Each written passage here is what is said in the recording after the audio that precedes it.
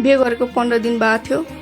त्यो दिन सबै वास्तविकता थाहा पाएपछि त्यो दिनदेखि नै मेरो जिन्दगीमा अँध्यारोपन छायो। त्यो दिनदेखि नै मेरो जिन्दगीमा आँसु नै आँसु बाहेक केही छैन के तपाईँले मतलब के कुरा चाहिँ थाहा पाउनु भयो त्यस्तो तपाईँलाई एकदम तपाईँको मनी परिवर्तन हुने गरी के कुरा चाहिँ थाहा पाउनु भयो? त्यही मलाई बिहे गराउँदाखेरि धेरै कुराहरू ढाँटिएका थिए, ठगेका थिए होइन।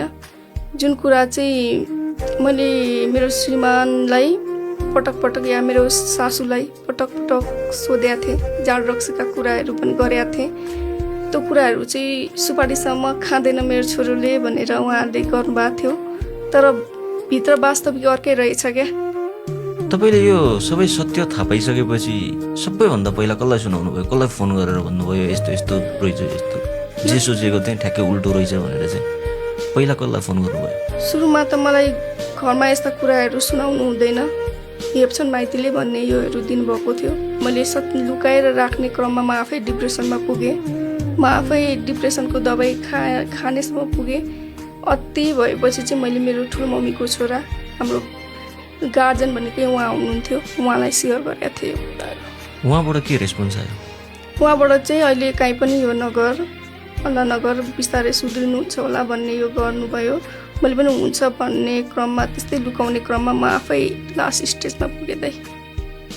तपाईँले त्यहाँ छोडेर आइसकेपछि तपाईँको आफ्नो सम्मान गुमे जस्तो फिल, आफू एक्लो भयो जस्तो फिलहरू कहिले भयो कि भएन त्यसपछि?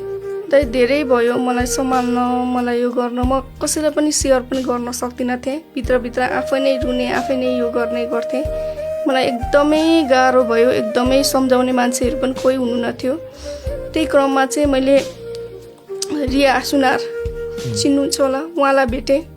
उहाँबाट रोडमा अब हुन्छ नि त एउटा आवाज उठाउनु हुने रहेछ, उहाँलाई सेयर गरेँ। त्यहाँबाट उहाँले मलाई माइती घर पहिलो पाइलो टेकाउनु भएको।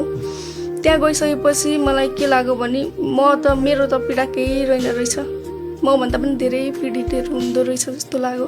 त्यहाँबाट मैले आफूले आफूलाई सम्हाल्न सकेँ।